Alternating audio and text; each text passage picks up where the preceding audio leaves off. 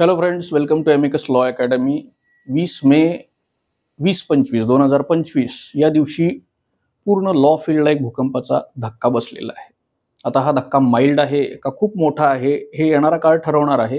तर या दिवशी सुप्रीम कोर्टाच्या एका जजमेंटमुळे सुप्रीम कोर्टाने फ्रेशर्सची जज बनण्याची इलिजिबिलिटी रद्द केलेली आहे. LLB डिग्री झाल्यानंतर डायरेक्टली परीक्षा देता येत होतं आणि डायरेक्टली परीक्षा देऊन फ्रेशर जो की प्रॅक्टिस केलेला नाही असा कॅन्डिडेट डायरेक्टली जज होत होता.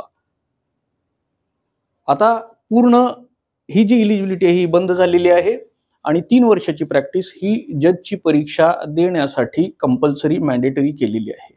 थोडक्यात काय आहे तर आता 3 वर्ष प्रॅक्टिस केल्याशिवाय कोणीही जज होऊ शकणार नाही. तर अकॅडमीने याआधीच इलिजिबिलिटीवर एक व्हिडिओ केलेला होता. जजमेंट आल्यानंतर तर इलिजिबिलिटी कशी बदलली आणि त्याचा इम्पॅक्ट काय झालेला आहे, जजमेंटचा इम्पॅक्ट इलिजिबिलिटीवर काय झालेला आहे थोडक्यात. तर त्यानंतर अनेक लोकांची अशी मागणी होती की ही जी काही इलिजिबिलिटी बदललेली आहे याचे डिटेल रूल्स काय असणार आहेत, कधीपासून इलिजिबिलिटी काउंट होणार आहे. आज रोजी जे फ्रेशर आहेत जे तयारी करतात, काही लोकांची 1 वर्षाची प्रॅक्टिस झालेली आहे, काही लोकांची 2 वर्षाची प्रॅक्टिस झालेली आहे, काही लोकांची 3 वर्ष होण्याच्या मार्गावर आहेत. तर अशा लोकांनी प्रिपरेशन कसं करायचं, थोडक्यात काय प्रॅक्टिशनर जर पाहिजे 3 वर्षाचा तर तो प्रॅक्टिशनर कसा अपेक्षित आहे इलिजिबिलिटीसाठी. 3 वर्षाची प्रॅक्टिस ही इलिजिबिलिटी आधी सुद्धा होती. मध्ये 2002 पासून हा एक नवीन फ्रेशरचा क्रायटेरिया लावण्यात आलेला होता. ज्यावेळी फ्रेशरचा क्रायटेरिया लावण्यात आलेला होता त्यावेळी प्रॅक्टिशनर जो होता तो तसाच होता, त्याच्यामध्ये काही बदल झालेला नाही. पण आता ज्यावेळी फ्रेशरचा क्रायटेरिया काढला गेला आणि प्रॅक्टिशनरच हवा असं ज्यावेळी म्हटलं जातं त्यावेळी तो प्रॅक्टिशनर त्यावेळी जो होता, जो रेग्युलर प्रॅक्टिस करायचा 4-5 वर्षानंतर आणि एक्झाम द्यायचा, हा एवढाच राहणार नाहीये. आता तो जो प्रॅक्टिशनरच पाहिजे असा जो अट्टहास झालेला आहे तर तो प्रॅक्टिशनर आहे का नाही हे टेस्ट होणार आहे. तर हे बदललेलं आहे आता, हे आपल्या लक्षात आलं पाहिजे. तर थोडक्यात काय, आधी जे फ्रेशर इलिजिबल होते त्याच्यामध्ये फ्रेशर हे LLB नंतर एकदम अभ्यास सुरू करायचे आणि काही काळाचं कोर्ट अटेंडन्स करून ते परीक्षा पास सुद्धा होत होते. प्रॅक्टिशनर जे होते ते प्रॅक्टिस करत होते, म्हणजे प्रॅक्टिस किंवा practical knowledge specially for the purpose of examination हा कनेक्ट कुठंतरी खूप कमी होता. आता काय झालेलं आहे, 3 वर्षाची प्रॅक्टिस पाहिजे आणि सबस्टॅन्शियल प्रॅक्टिस पाहिजे असं जजमेंटमध्ये जे सांगितलेलं आहे. थोडक्यात जजमेंटमध्ये हे सांगितलेलं आहे की 3 वर्षांची प्रॅक्टिस याचा अर्थ 3 वर्षांची इफेक्टिव्ह प्रॅक्टिस केली आहे का नाही हे टेस्ट केलं जाईल. हे कुठं कसं टेस्ट केलं जाईल हा नंतरचा पार्ट आहे.